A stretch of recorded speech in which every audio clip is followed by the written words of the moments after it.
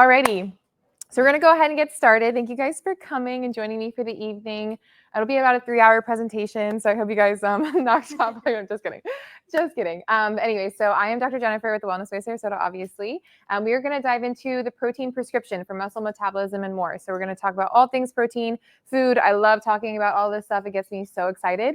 I get very passionate, so I tend to talk kind of fast. So if I'm talking too fast, I just need you to listen faster, and then we'll be good. No, just holler at me, and I'll slow things down. But I have a lot to like shove into this presentation, so I just want to make sure, you know, you guys leave learning something. Okay, so we're gonna go ahead. Oh crap, here we go. Is this going? Oh no. Oh. And then those on. Oh yeah. Oh perfect. Here we go. Those that are online. Hello. Hi, mom and dad. I hope you're taking notes because I'm going to quiz you at the end of this. So, alrighty. So my goals for tonight, I want to, it's not so much about learning new things. It's also about unlearning what we have been taught. So I want to and challenge you guys to unlearn outdated dietary guidelines and clarify macronutrient needs. I'm going to talk about all the reasons why protein is your new best friend. I'm going to talk about plant versus animal proteins, explore protein powders and creatine, which I love talking about, and then highlight the importance of muscle as a marker for health and aging, as well as inspire a protein-forward and muscle-centric approach to your life. So let's go ahead and get into it. I'm going to talk a little bit about my story today as we start out, just because I think it's important to kind of, as I introduce myself, you learn a little bit about me, but also kind of understand I'm not just, you know, as a Wellness Way practitioner, as my job. I am ultimately a product of the Wellness Way, and it's the reason I am here today. So I'm going to talk a little bit about that. My story begins back in high school. I have been an athlete my entire life. There's a picture of me as an infant with a basketball pacifier. It was just like ingrained in me that I'm the oldest. I was going to be the athlete of the family, and I was. So I was an athlete my entire life, 3-sport athlete. This is a picture of me running cross country or track in high school. I loved being an athlete. I was very active. But I didn't have any health issues or anything like that. In high school, I did lose my period for 6 months. We're not going to really dive into that too much today, but that was really the beginning of the health issues I had at the time. I was like, this is amazing, no period for 6 months. But that truly was the beginning of a lot of my health issues that I ended up having. A couple years later, I started developing really severe hormonal acne. This is probably taken like beginning of college time. I ended up going to my infirmary, never had a pimple in my life. So I was like, what is going on? Went to the infirmary. Hi, hello, welcome. Went to the infirmary, and they were just like, well, let's just put you on, it's hormonal. Let's just put you on a low dose birth control and to regulate your hormones. So I was like, cool, awesome. Got on birth control and was on birth control for 5 or 6 years up following that time. At this point, at one point in my collegiate career, I got really into the bodybuilding world. So I wasn't an athlete anymore. I just kind of had all that kind of competitiveness into the gym. And so I fell in love with the gym, bodybuilding, all that kind of stuff. Didn't get to the point of like competing or anything like that, but I just got I do think that a good thing too extreme can become a bad thing. So I developed pretty disordered eating when it came to food. My relationship with food was really, really not good. I got really, really thin. I started just lose a lot of muscle as well. I was in the gym like 2, 3, 4 hours a day, but eating like 1,100 calories, developed severe disordered eating. But at this time too, while I was at my thinnest and looked good, I had extreme anxiety and extreme fatigue.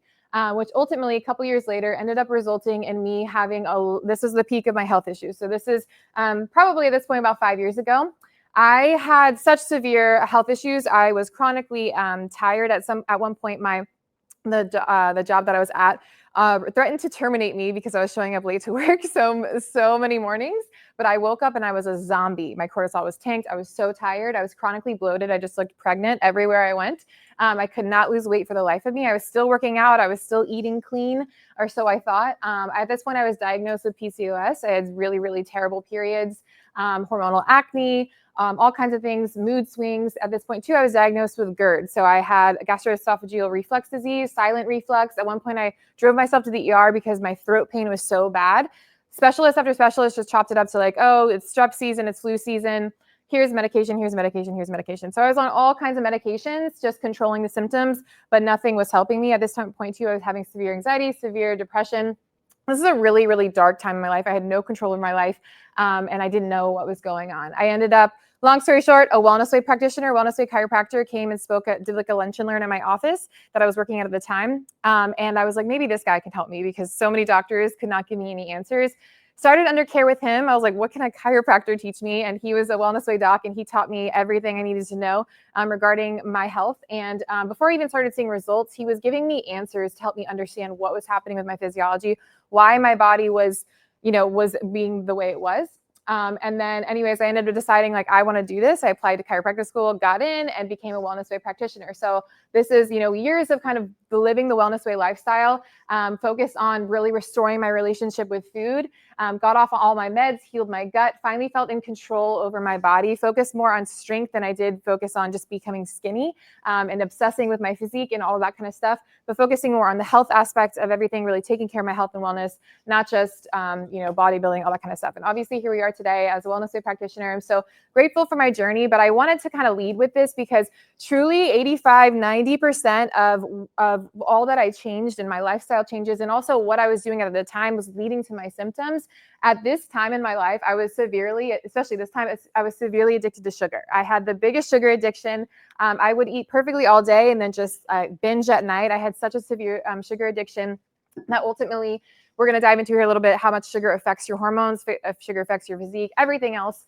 And so we're going to talk about just kind of why I wanted to lead with this is just talking about how transforming my diet was the game changer in terms of my health. So let's get into it. The food you eat can either be the safest and most powerful form of medicine or the slowest form of poison. So I love this quote by Ann Wigmore. I believe this so much. And that's kind of one of the greatest things I want to impress upon you guys today and my patients as well is to not underestimate the power of food. Everything you put in your body, you are either inflaming your body or you are nourishing it. There's no coasting when it comes to your diet. And that's really for anything in life. You're either growing or you're dying. You're either growing or surviving, right? So same thing with our diet. Everything we put in our body, it can either be the purest form of medicine or the slowest form of poison.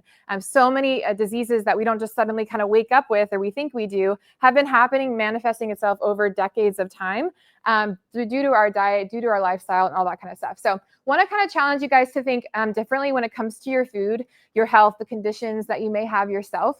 Food is very emotional. It's definitely something that I want to kind of tread lightly, but at the same time, I also want to present you guys the facts and the science behind food and the macronutrients and how they affect you all differently. So we're going to go ahead and jump on in. So here's some depressing facts for all of us. So we are the sickest we have ever been, unfortunately. The U.S. has the highest rate of people with multiple chronic conditions. 6 out of 10 Americans have at least one chronic condition. 4 out of 10 Americans have at least 2 or more. The U.S. has the highest death rates for avoidable or treatable conditions. We have the highest maternal and infant mortality. We have the highest suicide rates. 1 in 5 children in the U.S. are obese. And this number is increasing yearly. 38.4 million people have diabetes. That is over 1/10 of the American population has diabetes. And 7.6 million people aged 18 or older have pre-diabetes. So this is 38%. This is creeping up to half of the US population has pre-diabetes. And that is such a phenomenal fact, honestly. And it's just really sad because there's so much that we can do to help regulate our blood sugar just truly through lifestyle and diet. Heart disease, and last but not least, heart disease is still the leading cause of death upon men and women. So once again, if we are not proactive in our wellness, we are going to have to be reactive in our illness. So it is better to invest. You're investing now or later. A lot of people say like it's expensive to eat healthy and organic and see a chiropractor and this and that. But the reality is you're going to invest in your wellness now, or if you don't take care of yourself later down the line, you're going to have to invest in your illness. Truly, it's just the reality of it. So I'm encouraging you guys to invest in your wellness. Let's get on into it. So we are ultimately set up to fail. The reason why we have these alarming stats across the board is because of what we've been taught from a elementary age. So I'm sure everyone remembers the food pyramid. This is definitely outdated. We don't have this anymore. However, this is still kind of what has been ingrained in us. And I say ingrained, pun intended, because 6 to 11 servings of what their recommendations for a daily appetite or diet is bread, cereal, rice, pasta, grains, right? Which is just outstanding, especially just the way I didn't even remember this until like diving into all this again. I was like, wow, that is wild. Vegetable group, 3 to 5 servings, fruit, 2 to 4 servings, milk, 2 to 3 servings, and yogurt, cheese.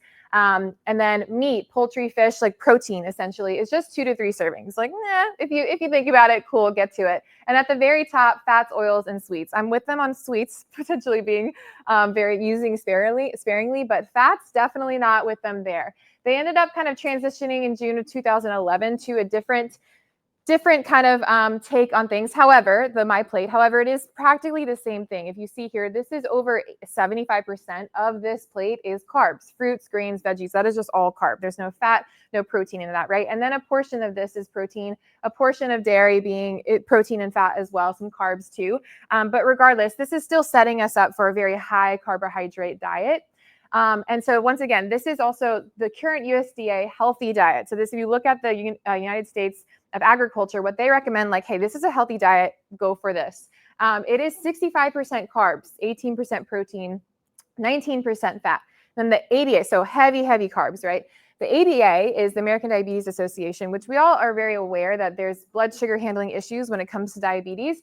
They're acknowledging that to some extent. They're like, if you have diabetes, though, just do 60% carbs, 20% protein, 20% fat. So only 5% difference between the two. Not a very dramatic difference there, and not having the greatest impact, obviously, on those with diabetes or in general. So what happens if we eat like this? If we eat just this carbohydrate-rich diet, this is what happens. I'm going to give you a little blood sugar 101 crash course, if you will. So when we eat something, say we wake up and we are fasted, so we eat something right here, our blood sugar is going to spike. That's just the way it happens. We're eating something, it's quickly broken down into glucose. Over the span of time, your blood sugar will peak. So it tends to peak, your blood sugar is rising up, and then your body produces insulin, a hormone that is going to help take that sugar out of the blood and disperse it to the rest of their body. So then eventually our sugar levels in our blood will come down and get to kind of more of a normal point, okay? So if you see here, though, this is showing like a very intense peak when it comes to something like, eating more high glycemic index foods. If you guys have heard of these, low glycemic index, high glycemic index foods, what this is referring to is foods that affect your blood sugar pretty drastically. So low glycemic index foods are the foods we want to eat and cater our diet more towards. So this is what happens, we eat something after about 2 hours, just kind of depends what we're eating. Our glucose blood sugar will increase, and then our insulin will have a proportionate rise as well. So everything is very proportionate and beautiful and healthy. Nothing crazy going on as we see. So we want to kind of cater our diet towards more low glycemic. When we have very high glycemic foods heavy in our diet, we have these huge spikes. So this is a huge spike. What ends up happening in glucose, insulin is like, whoa, this is insane. Let me get even higher than the glucose, and it's just kind of all out of whack.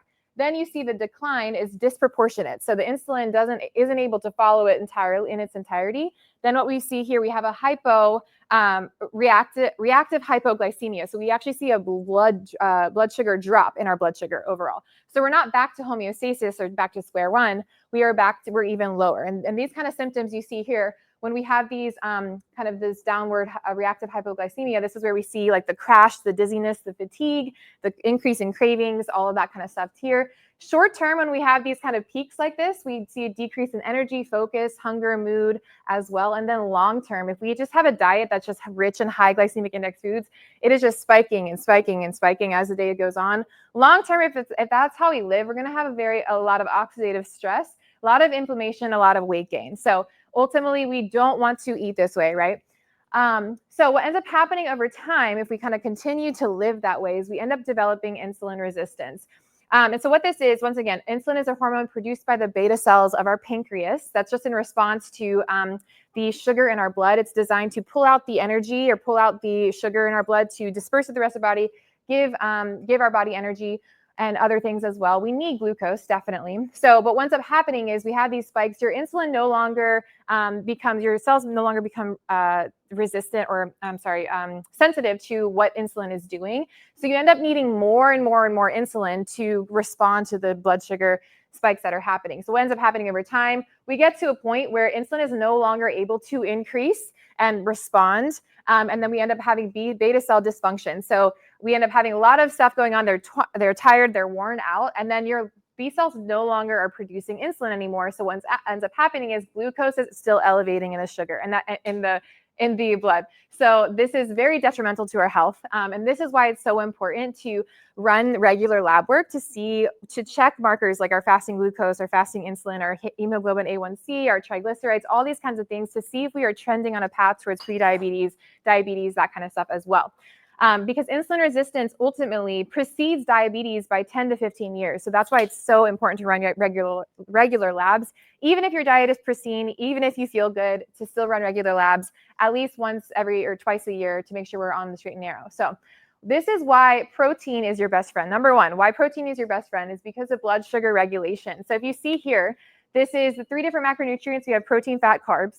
Carbs, when we eat, this is a span of time as well, that it's in our kind of how quickly it takes to get into our blood and drop and all that kind of stuff. We see here, once again, this big spike in our blood sugar, but protein, it takes more time. It's slowly kind of teetering higher a little bit. And then fat is like the slowest of all as well. And you can see too, protein and fat are also keeping us hungry. I mean, keeping us full longer than carbs. That's why when you have a bowl of Catalina Crunch or a bowl of Fruity Pebbles or a bowl of whatever just in the morning, you're hungry an hour and a half, 2 hours later, because it's just really quick, simple carbs, quick energy that ultimately we want to kind of use more when cater that more around our workouts as well. So we can take benefit of that energy. I'm not here to crap on carbs, more so help you understand the significance of all the 3 macronutrients and how to optimize your relationship with food and all that stuff. So once again, protein helps regulate blood sugar and hormones, which is insulin, which ultimately helps regulate our sex hormones. So our testosterone, our progesterone, our estrogens as well.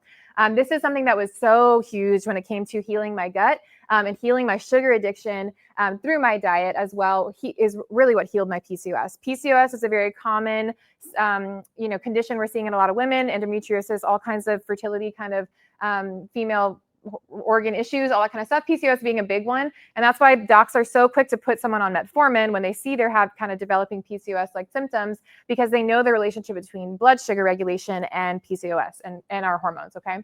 So this is where we want to live. I have this. I'm not even going to risk messing this up because I don't want to run out of time. But I was thinking about this last night. So this is where we want to live. we want to live in this little like slope, okay? Has anyone seen the movie Hitch? Do you know that movie? Okay. Remember Will Smith? I'm just going to say the video. Remember Will Smith is like, he's with Kevin James, and Kevin James is like doing all these dance moves. And he's like, no, this is where we live. Like, this is where we live. This is where we live. And it's so cute. But anyways, that's what this video is. And this is what I want to remind you. Be Will Smith. This is where we want to live. We just want to teeter side to side. We don't need anything crazy. We don't need to impress anyone with our high glycemic index foods. We want to live right here. Okay. So protein, fat will keep us in this kind of place where we want to live and really dial in on our blood sugar, okay? Go home and watch that movie tonight because it's a great movie. I need to go do that myself. Okay, so speaking of blood sugar, we're going to talk about kind of a hot topic that we're seeing more and more of. So Ozempic. This is semaglutide. It is a GLP-1 receptor agonist, meaning it mimics the effects of a natural hormone called GLP-1, which is glucagon-like peptide 1 that your body releases after eating. So this is becoming it's been on the market for forever, but more so catered to those with type 2 diabetes. Now we're seeing it more and more for use as a weight loss. So what are the kind of things people use GLP-1s for? Mimics the GLP-1 hormone, increasing satiety. So you actually are fuller after less food, slows stomach emptying, reduces cravings and overall calorie intake, improves insulin sensitivity and blood sugar, supports fat loss, helps preserve lean mass, aids in appetite and weight control, all this kind of stuff. So these are all the quote unquote benefits or the reasons why people would get on Ozempic, if you will. But do we know what else does this? There it is. I heard it back there. Protein intake. This is number 2, why protein is your best friend for weight loss. If that is one of your goals, protein intake, it naturally increases satiety and fullness. It slows gastric emptying. High protein diets help reduce cravings and snacking, helps stabilize blood sugar and insulin response, promotes fat loss while maintaining muscle. Protein and fat are the most satiating macronutrients. Protein improves metabolic markers and body composition. So right here is just kind of a bit of a life hack. If you increase protein in your diet, it's going to have that Ozempic-like effect, if you will. However, without all the side effects. So we see here, this is literally on the Ozempic website. Common side effects, those that are on Ozempic: nausea, diarrhea, stomach, abdominal pain, vomiting, constipation. No one wants any of that, right? Even if you're getting the benefits of the weight loss, this is the price that you pay and ultimately become reliant on this Ozempic, right, too? So whereas, obviously with protein, we're not going to have any of those side effects. It's only going to benefit us in every way. So another angle to kind of look at, I want to kind of educate you guys on the 3 different macronutrients once again. Carbs and protein are the same amount of calories per gram, so 4 calories per gram. And then fats being 9 calories per gram. So that's why that's why calories or fat is so satiating, because there's more. It's almost like double the amount of calories per gram. They make you full, last longer, all that kind of stuff. However, I want to point out the thermic effect here. Proteins have 25 to 30% thermic effect. What is thermic effect? It is the amount of energy it takes your body to digest, absorb, and metabolize the food you eat. So it's literally when we undergo eating of any sort, our body has to burn calories essentially to digest it, break it down, all that kind of stuff, absorb it, if you will. So when we look back at this, we see the proteins, it takes has a higher thermic effect. So you're burning more calories when you're eating protein. And I just think that's kind of like a life hack, because they are harder to digest. We got to make sure stomach acid is good and everything like that. We'll get to that.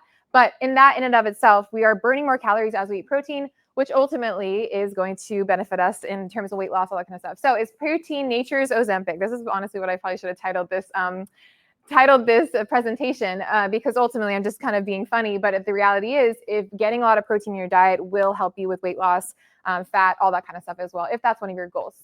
We're going to move on to mental health issues. So they're at an all-time high. The recent stats indicate anxiety, depression are on the rise among all age groups in America. Nearly 1 in 5 adults and 1 in 4 young adults have experienced anxiety, depression. Among high school girls, rates are particularly high. Over half report persistent feelings of hopelessness, which is ultimately the first indicator to suicidal ideation. And then rates of depression have surged by almost 60% in the past decade, which is a wild stat. That 60%, the rate of depression has increased that much. That is insane, truly. And I do think with mental health, anxiety, depression, there's a lot at play here. I don't think it's just diet, but our diet has a huge correlation between our mood, our function, our mental state, all that kind of stuff. So this is just one of the billions of studies out there that showcase the impact between a high carb diet and anxiety. So this one just talks about the relationship between carbs and risk of depression, anxiety, and stress. This is breaking down after higher intakes of glucose and sucrose are significantly associated with increased risk of depression and stress. So this is just a kind of an example of how much, a really, really high carb diet will lead to these kind of mood disorders, all that kind of stuff too. But at the end of the day, I mean, if we eat like the standard American have the standard American diet, we will have the standard American diseases. If we eat like everyone else and fast food and soda and sweets and this and that, we will end up having the same diseases that everyone across America is having. We don't want to ultimately be just a number and just a stat like everyone else. So standard American diet stands for SAD, and standard American diseases is sad, right? All around this is just sad, and we don't want to live a sad life. We want to ultimately thrive. We're not just worried about you surviving and living a long life. I want you thriving and living abundantly. So kind of break down why protein is your best friend when it comes to mental health. So protein is a composed of amino acids when they get broken down, and they are essential for producing our neurotransmitters, our serotonin, dopamine, and norepinephrine. So these are super important when it comes to dopamine is great for motivation and reward and all of that. Noradrenaline, norepinephrine, good for energy and interest. Serotonin is sleep, drive. All of these in the middle here combined relate to our mood, our emotion, our emotions, our cognitive function. They're crucial. So if we're not eating enough protein, ultimately these neurotransmitters cannot be produced, and our mood will be all over the place. And we know we don't want that, especially as women. When in our cycle, our hormones are fluctuating as is. We're already going through so much as cycling women, and because what is kind of normal within our cycle, we want to be able to support our mental health as much as we possibly can, especially in our diet. So honestly, I at times when I'm feeling off, especially, instead of just reaching for California poppy or ashwagandha or anything, I'm like, what did I eat today? Oh, I haven't eaten today, actually. That's probably why I feel like crap, or I'm anxious or stressed or whatever. So looking at your diet, making sure you're getting enough protein, fat, all that kind of stuff too. So what am I supposed to eat? I'm talking a lot about anti-carbs, all that kind of stuff. What am I supposed to eat? So I'm going to kind of break down why protein and fat.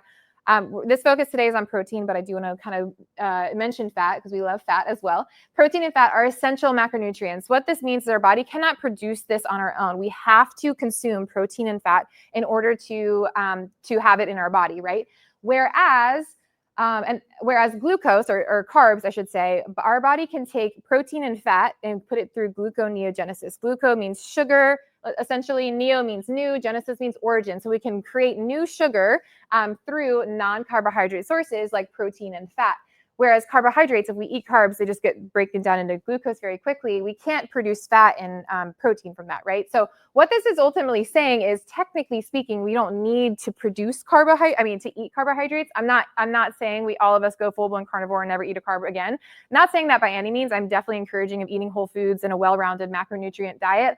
All this to say, I'm more so wanting to really lean in on how significant, how important getting enough protein and fat is to your body. So these are just kind of more insight on, polyunsaturated fatty acids must be provided by foods because they cannot be synthesized within the body. Same thing with the 9 amino acids that are not synthesized in the body and must be consumed through our diet as well. So let's talk a little bit about what our composition of our body is, okay? So when it comes down to why we even eat, the whole point of why we eat is so our body we can consume it, we mechanically and chemically break it down, digest the food, and then we absorb it into its nutrients, and then it gets dispersed through the rest of our body to ultimately all the trillions of functions and enzymes and pathways that are happening in our body without us even realizing it. So that is the point of eating, right? So if we want to set ourselves up for the best, our brain function the best, our body function the best, we should figure out what is our body and our brain even made up of, right? So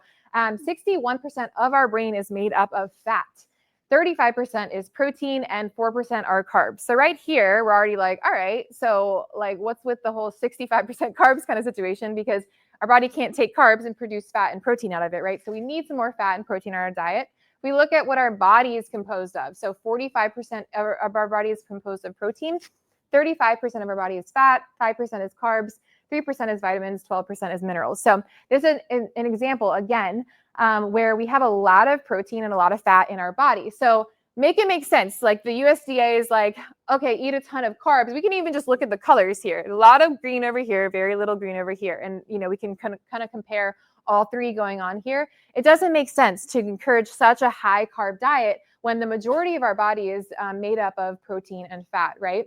So this is how ultimately our diet should be more from a physiological perspective. I'm not here to push any kind of diet like carnivore or keto or this or that. I'm more so wanting to educate truly the basic science of the physiology of our body and the anatomy of our body to help you when it comes to understanding how your diet should look like, okay? So more of our diet should be more like right around 50% being fat, the 35% being protein, 10% carbs. I'm not saying zero carbs, but ultimately, once again, protein and fat can be created into carbohydrates, if you will. So this is kind of a cute little pyramid, if you will. This is just, heavy like eggs, avocados, coconut, meat, raw cheese, protein, steak, chicken, whatever. And then at the very top, vegetables, fruits, all that kind of stuff as well. So definitely a time and place for carbs for sure. But more of the diet should be protein and fat. So Dr. Gabrielle Lyon, if anyone's heard of her, I'm a big fan of her. She is really a big speaker on protein and muscle, especially in women and as we age.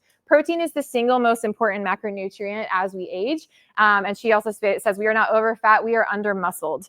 So we'll kind of talk about here, actually we're diving into it now as far as the importance of getting muscle on your body and that relationship between protein and how it's a game changer with your health. So let's pop on in. So muscle is the organ of longevity. So when it comes to living a very long, not just living long, but also living an optimal, high functioning life, we want to really have a lot of muscle on our body. It's more than just strength or aesthetics. It's a critical metabolic organ. So how does it regulate our metabolism? It's the primary site for glucose disposal. It supports insulin sensitivity. So one of my biggest tips that I always say, like in every consult, is, hey, after every meal, so you have breakfast, you wake up, have breakfast, go on a 10-minute walk. Okay, you had lunch on your lunch break, go on a 10-minute walk. Okay, you ate dinner now, go on a 10-minute walk. One of the worst things you can do is go eat a big meal and then sit down. And so we want to make sure, sorry, I know you guys just ate and then you're like sitting here listening to me. Go on a walk real quick and come back. But yeah, we want to make sure that we have a habit of this when we eat. We want to go on a walk. Why? Because when we have, a spike in our blood sugar, regardless of why we're eating, we want to immediately go and just kind of move our body some. That'll bring our cells, wake up our cells and our muscles to bring more of that blood sugar into our cells and utilize them. So all that sugar is not just sitting in our blood, just hanging out, kind of wreaking havoc on our body truly. And then another tip when it comes to carbohydrates and our muscle as well, to center majority of your carbs around your workouts. So once again, this is where you can really take advantage of carbs. So like blueberries and berries and banana and oats, like these kinds of things, more high carb, high sugar kind of foods cater them around your workouts because your body will immediately jump in, use those carbs for energy, and have a greater workout. When it comes to metabolism, higher muscle mass has been shown to have a lower risk of type 2 diabetes, obesity, and metabolic syndrome. So especially with my diabetic patients or my pre-diabetic patients, I'm not just on top of them when it comes to their diet. I'm also like, get in the gym, start lifting weights, especially men, and their testosterone and all kinds of things, but start lifting weights because, and really working out in general, getting more muscle. If you have more muscle, your metabolism is higher and will pull more of that sugar out of the cells as well. So it is a life hack truly when it comes to overcoming diabetes as well. Having muscle also supports immune function. So muscle provides amino acids for building immune cells and antibodies. It also, in times of stress, illness, or trauma, the body pulls from muscle to heal. So I like this kind of concept here is in the sense of we almost need to be preparing our body for battle, if you will. And because we just never know the stress or trauma or accidents or injuries that we're going to go through. All of us go through, physical stress, whether it be our health or, a car accident or an injury or sports injury or whatever that may be. We just never know when that's going to happen. We almost want to prepare our body for that. There's a quote here by Laird Hamilton. People always ask me when they see me working out, what are you training for? The answer is I'm training for life. And I love this concept because truly that is how we should view our lifestyle, working out, our diet. Stress is just inevitable. And so we want to create a very a mental state and a physical state that is resilient to stress because it's inevitable, right? So we want to be able to truly handle more stress because it's going to happen. And so ultimately, this is kind of, what he's kind of talking about here is he's working out for life. Like you just never know if he's going to break his femur, like going on a hike or getting in a car accident, this kind of stuff as well.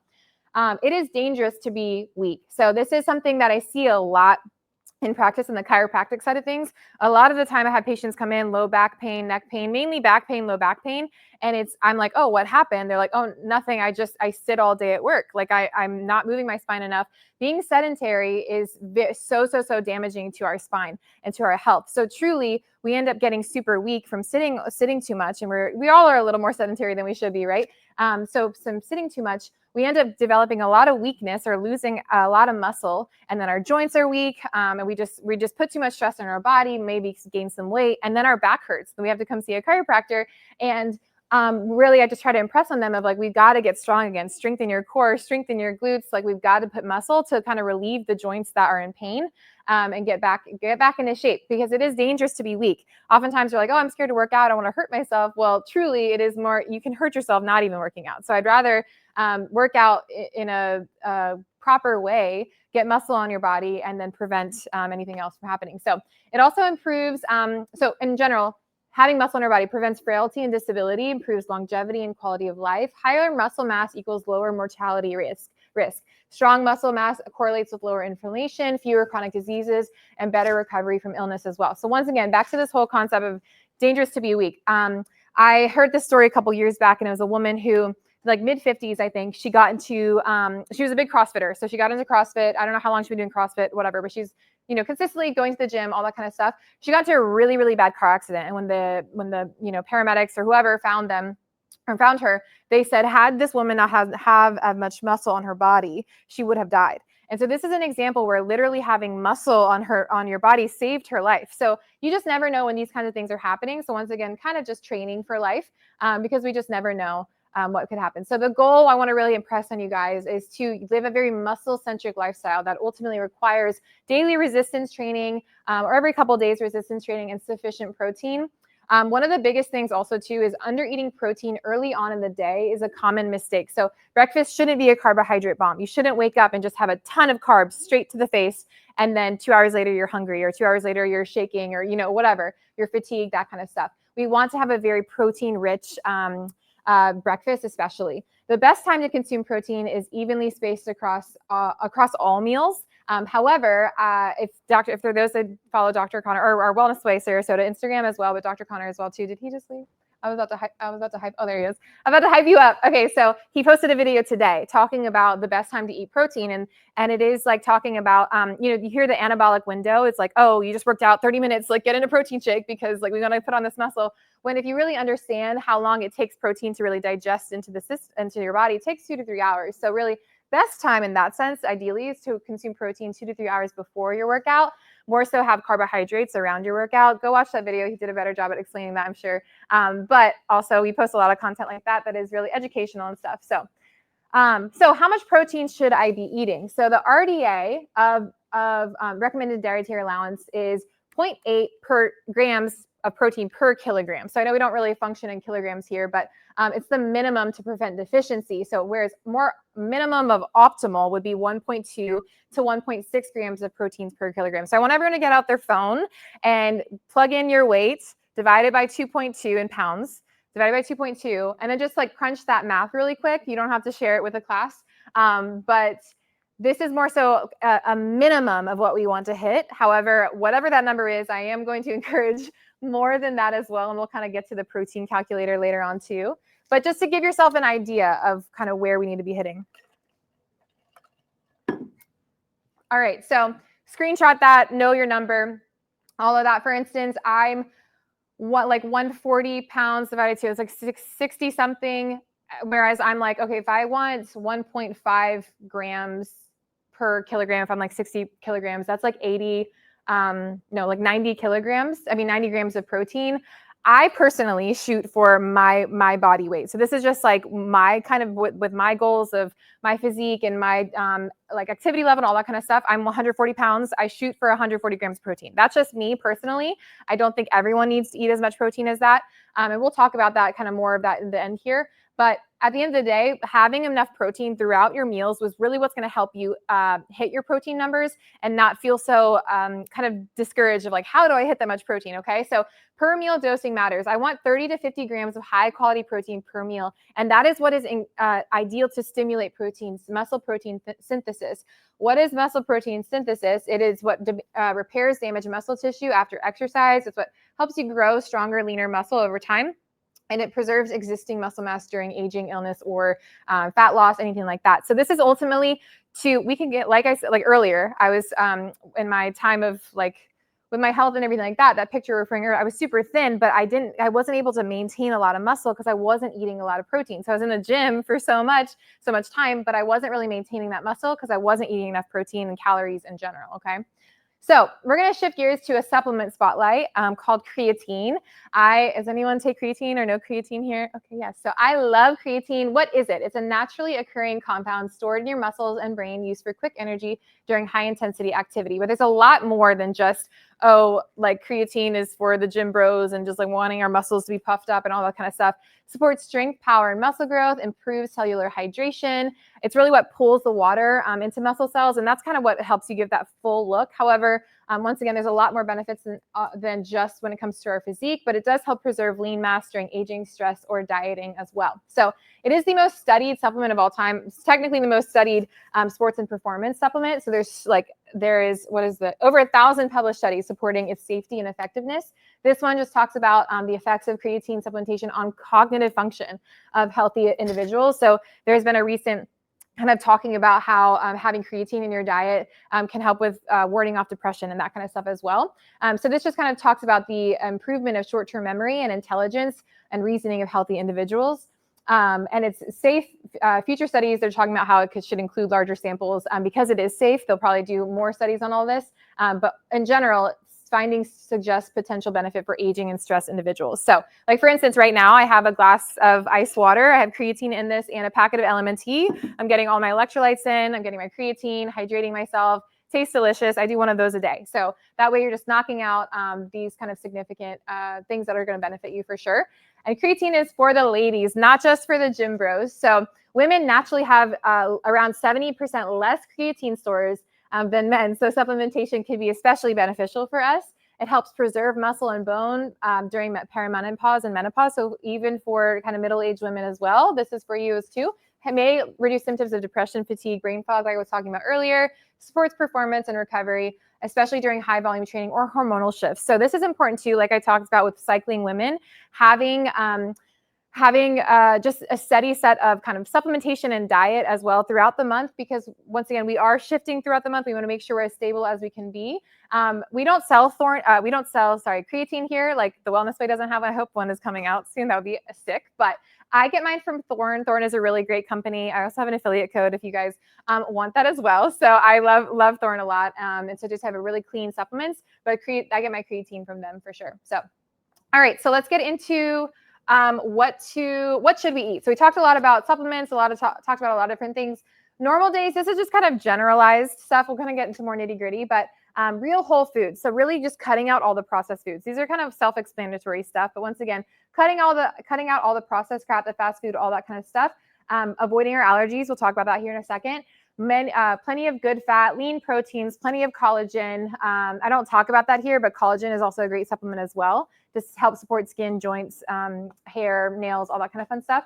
And then plenty of veggies, but fruit should really be dessert. I like to think of fruit like God's candy to us. Like they're beautiful, they're colorful, they're sweet. That should really be our dessert, not so much like the cakes and pastries and baked goods, all that kind of stuff. And on workout days, if you are exercising more, expending more energy, it's just kind of common sense. Like you can eat a little bit more. You can get away with eating more carbs. But on days like, for instance, when I was traveling recently, I'm just sitting at an airport, I'm sitting on an airplane all day long. I'm not starving myself, but I'm definitely not focused on getting a ton of calories in because I'm not really expending a lot of energy, right?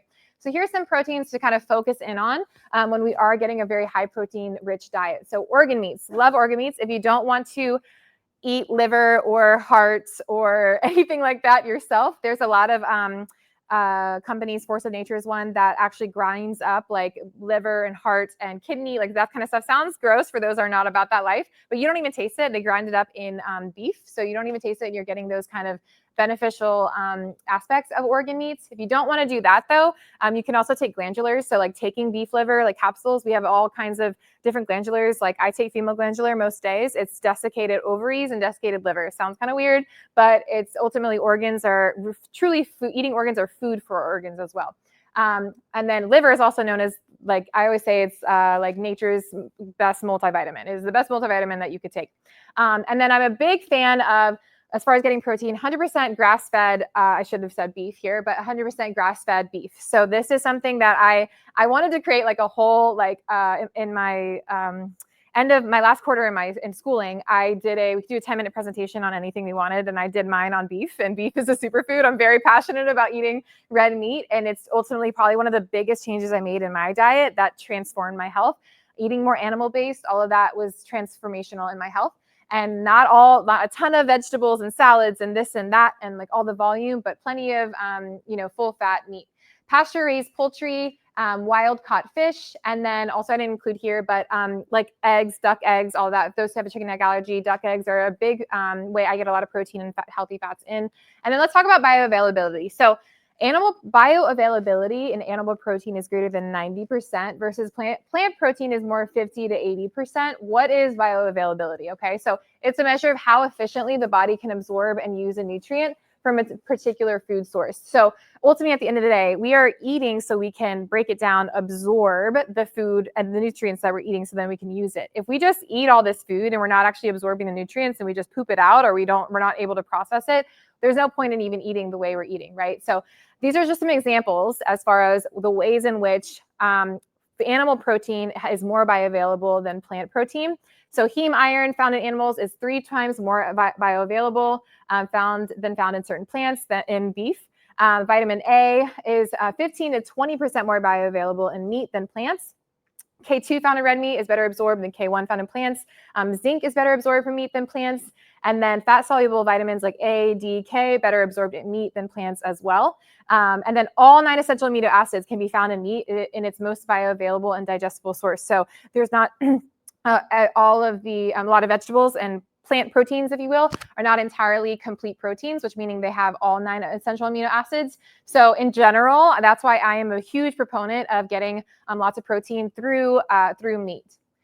But those that kind of want to supplement, if we're trying to hit, like for instance, me hitting 140, 150 grams of protein a day, that does entail me utilizing some kind of protein powder. So let's talk about those because I think some get a bad rap and some should have a bad rap, so like they do. So number one, in terms of what I'm ranking protein powders, my top favorite is bone broth protein. It's easy to digest. It's rich in collagen, glycine, and gut healing nutrients. So even just literally like cooking with bone broth more, not necessarily bone broth protein, but cooking with bone broth more, instead of switching out, instead of using a chicken broth or a veggie broth, using a bone broth, a beef bone broth or a chicken bone broth.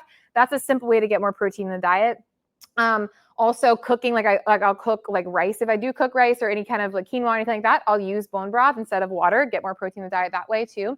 It's very anti-inflammatory and gentle on the stomach, but also bone broth protein is great for those that have a cow's milk allergy, which is, I see that a lot in this practice, as well as other like hemp protein, pea protein, so they can't have the vegan proteins, which we'll get to in a second. So bone broth is a great way to kind of avoid that. Prime protein, we started selling these now. I love it. I have the chocolate one and I'm literally obsessed. It's so good. I sprinkle some like literally in my coffee, mix that up, tastes like a mocha, so good, but it's just getting extra protein. I'll put it in my smoothies or like my yogurt bowls or like a coffee, like any ways I can kind of sneak some protein in there. Will do wonders for hitting your protein intake. And it's sourced from 100% grass-fed beef. Tastes and mixed like whey, but dairy-free, great for muscle support and gut friendly. And then the last one, I would say in terms of order of best, this is in my opinion, I'm just going to give you, this is my opinion, grass-fed whey protein. I do have ProMix. They're a really clean brand that I love. And it's everything's grass-fed, grass-finished whey protein. It's a complete protein with high leucine content. Leucine is one of the amino acids that is particularly associated with muscle synthesis. As well. Yeah, excellent for muscle synthesis, protein synthesis, ideal post-workout choice. So this is just kind of my go-tos. But obviously, if you have a whey or cow's milk allergy, we're going to want to avoid that and stick to one of these. We see this a lot. Orgain, they sell it at Costco. This is just a popular protein. The vegan plant proteins, I'm not as big of a fan of. There's typically a lot of ingredients in there. And so especially when you get your food allergies run, more than likely, there's some things in there that are in your food allergies. Also in general, like we talked about, for taking a protein supplement, I want you to be absorbing as much protein as possible. So if you're taking a plant protein supplement, you're not digesting enough of the protein. So for instance here, this is 21 grams of plant protein.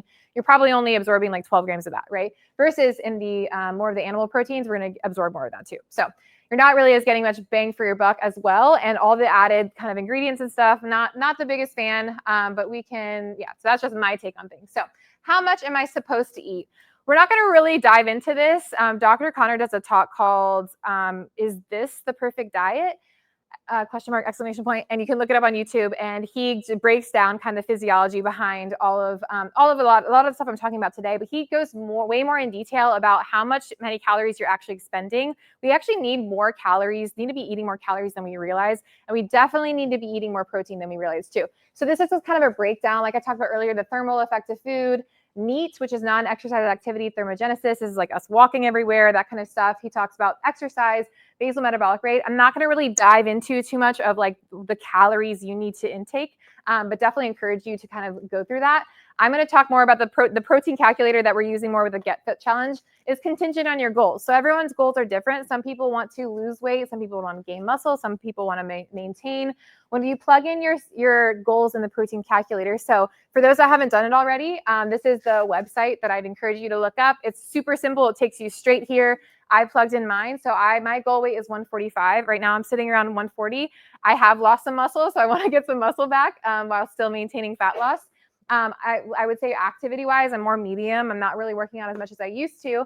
But my goal is always to kind of tone up, make sure fat is low, get muscle up as well. It also includes too, and this kind of dishes out my optimal protein intake. So that's pretty hefty. I'm used to kind of focusing for hitting 140, 150 grams of protein a day. But for those that are not, it's like, whoa, like hitting 100 grams of protein, it seems impossible. But I promise you it is. And I promise you will feel amazing as well.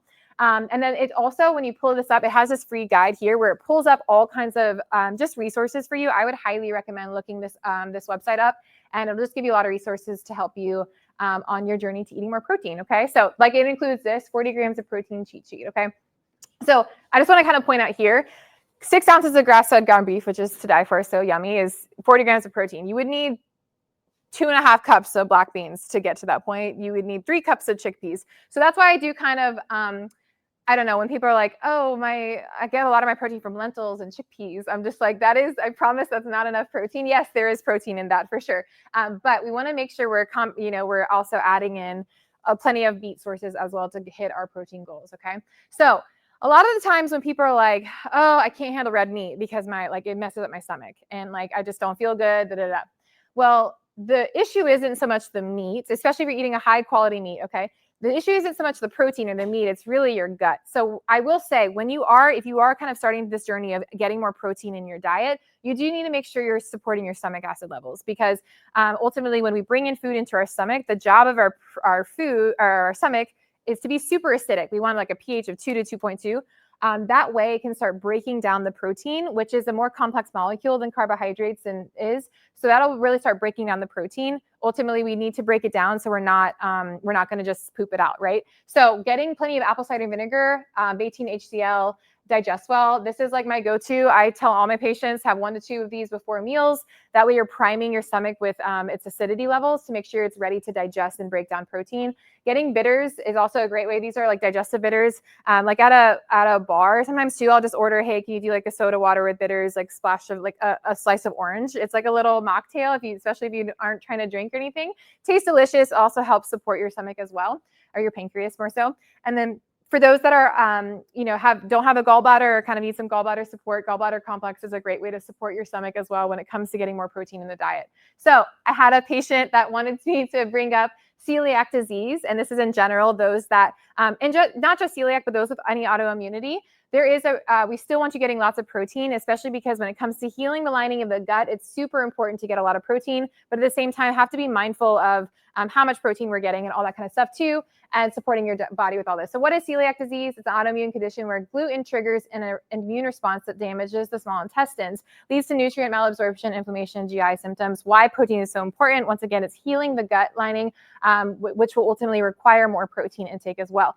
I will say, I'll just speak to this as far as celiac goes. Celiacs genuinely have an allergy to gluten. However, I will say I encourage all my patients to be gluten-free. Our bread is simply just not made the way it was anymore. And if you are going to eat bread, do more of a gluten-free sourdough bread. Is definitely the way to go. So best protein sources for celiacs, as for all of us, meat, poultry, fish, eggs, the gluten-free powders, making sure they're gluten-free, all that kind of stuff as well. But once again, when it comes to any autoimmunity, any kind of more severe gastrointestinal, like immunological kind of disease, we want to make sure we're doing proper testing. So at the end of the day, if we can eat the most perfect diet and everything is strict and gluten-free and high protein and this, that, but if your gut is a wreck and you're not digesting your proteins and digesting your food, you will ultimately, there's no point. You just poop it out and you're not even getting the benefits of this. These are some screenshots of my most recent stool test a couple years ago. Honestly, I'm due for another one. So yay me. These are done by stools, the stool test. So it's our least sexy test, but gives us so much information. I love running through stool tests for sure. So this is just this is mine a couple years ago. When it comes to the product of protein breakdown in fecal fats, we want to see things kind of sitting more middle of the road here. You can see my protein and fats are kind of pushing on the higher side. Nothing crazy significant. I have seen patients where they're all the way up here. What that means is they're just pooping out all of their protein and all their fat. So they're not even digesting the protein they're bringing into their body and getting the benefits of the protein in the body, right? So that's where it comes down. Your body needs some stomach acid support. So I definitely needed some stomach acid support. I started taking shots of apple cider vinegar before meals, getting more digest well as well. The stool test also just showcases I had 2 overgrowths of yeast. I had 2 overgrowths of bacteria. I had all kinds of stuff going on. So I was a wreck. And yeah, definitely a yeast overgrowth. A lot going on with my gut. So have spent the last couple of years healing my gut as well. So sometimes too, it's not just about getting the most perfect diet. It's also about making sure that we have proper testing to see how our gut is functioning as well. Speaking to testing as well. So when it comes to food allergies, we want to, I'm encouraging beef. I'm grass-fed, grass-finished beef. I'm encouraging, lots of pasture-raised poultry and chicken and, lots of seafood, all this kind of stuff. Anywhere you can find a protein, like in terms of meat, I'm encouraging of it. However, getting your food allergies run is really important because there might be proteins that you have an allergy to that you shouldn't be eating, right? So this is a lovely screenshot of a recent food allergy test. And he has a lot of allergies to proteins. So let's walk through them. He has an allergy to chicken. So if I'm over here like, hey, get bone broth protein in your diet now, it's chicken bone broth, he would not want to do that, right? We would want to do the grass-fed beef protein instead. So that's why it's important to have a very specific testing for you so you know specifically what's going on. He has an allergy to crab. He has an allergy to chicken eggs, lobster, cow's milk, turkey. So these kind of proteins that he would want to, I'd encourage him to basically eat a lot of beef is really what he's going to be focusing on the next year. The lining of his gut, he's got a lot of food allergies. So this is definitely telling us he's got some leaky gut going on. So maybe a lot of the protein he's eating is just going straight through him and not getting the benefits of it. So we're going to work on healing his gut over the next 6 months, and we'll see what happens. So I'm excited to see. And that's what happens. These food allergies are only lasting for a year. They're not for forever. Your immune system changes every year. The lining of your gut changes every year. So we'd expect to see some progress as well. When we retest his food allergies in about a year, I would expect, I'm going to say it now. I'm going to guess 16 is what I'm shooting for. Okay. No pressure. No pressure, Brett. All right. So wrapping up here at the end, my homework for you guys. So is to, well, these are a little bit out of order. Find your protein goal. I want you to look at that website. Find your protein goal. This is just kind of a big range. Stick to a number, maybe on the minimum side. Okay, I'm going to do 130 a day. Let's focus on that, and then see how that goes, and then start upping it if you can. But to find your protein goal, start tracking. So I encourage a lot of my patients to do this, to make a food diary. The way I like to do mine is through my FitnessPal. I'm not saying this is not a lifestyle kind of approach to one's diet. Is tracking every item that you eat forever and the rest of it is not sustainable by any means. Can definitely develop a lot of like disordered eating like I had back in the day. However, commit at least a month to tracking your diet, because tracking your food, because oftentimes we don't realize how much or even how little we're eating. When I kind of get into back in the habit of tracking again, it's because I can tell I'm not eating enough and might be consuming more carbs than I really should. And I need to kind of wean back on that and focus more on high protein, high fat, all that kind of stuff. So download my FitnessPal. This is just one I use. They have a free version. I'm sure there's other ones as well. And then my next homework for you guys is to start getting 30 to 50 grams of protein in your breakfast. That sounds insane for those that don't really kind of think that way or even eat breakfast. A lot of my patients don't eat breakfast. They have coffee in the morning, they have a latte, and they don't eat until 2 p.m. And it's like, no. I am going to, especially before we eat, drink any coffee, want to get some fat, want to get some protein in our diet as well. So start getting at least 30 grams of protein, okay, in your breakfast, and then get some weights in your life. I'm a huge fan of women with lifting weights, everyone lifting weights, but finding your niche. It doesn't have to be anything crazy. I'm not saying we all need to look like bodybuilders by the end of this and get jacked or anything like that, but just getting some kind of muscle on our body will go the longest way, and you really will feel better. Your clothes will fit different. It's a game changer, and just finding any kind of niche that you can in terms of getting more muscle on your body, and that's different for everyone. It doesn't have to necessarily be weightlifting. It can be Pilates, yoga, bar, anything like that. Okay. So stay in the know to hear more about kind of us and everything. Follow the Wellness Way Sarasota on Instagram if you're not. Follow me on Instagram if you're not, Dr. Jennifer Farrar. If you want to follow the others, that's fine. But like definitely follow the Wellness Way Sarasota and follow me. But these are also different QR codes if you want to join our different groups, as far as just being in the know of just encouraging all around healthy lifestyle and a holistic approach to your health, and challenge you when it comes to your health and grow in that area. For those that are not patients, some of you here are patients, some of you are not. You can schedule a new patient appointment with me within the next 24 hours, and you receive a $75 voucher towards your labs. So our new patient appointments are $199. It includes, bless you. It includes a review of past test results. So I encourage a lot of my patients to send in any past labs they have, any external lab work, so I can have an idea of kind of where things are at right now for you. Before we kind of meet, and then we sit down, do a complete consultation, exam. This also includes a full set of spinal x-rays as well. We are chiropractors, so we do address the spine through after the x-rays and everything like that too. So yeah, this just gives you pay for your patient appointment, and then you get a $75 voucher towards a food allergy test, or towards a Dutch test, or towards blood work, anything like that, just as our thank you for coming tonight. So thank you guys so much for coming. I appreciate y'all being here. Any questions or anything that you want to talk about? Any questions for me? Mm-hmm. So